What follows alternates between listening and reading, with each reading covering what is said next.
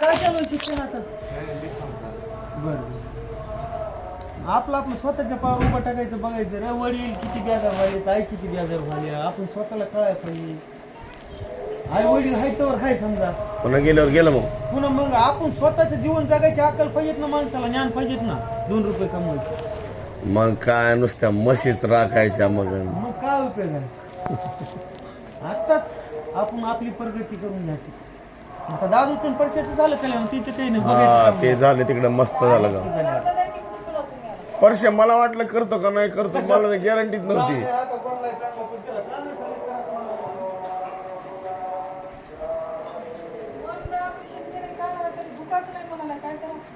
मामा तिथं राहतात का गंगाखेडची? त्या जागेवर आपण गेलतो तिथंच खोलीवर मागे गेलतो पा पोलीस मामा.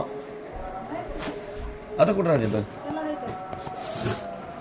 आम्हाला त्या दिवशी ध्यान आलं तर मी गेलतो ना तिकडं नांदेडला गेले.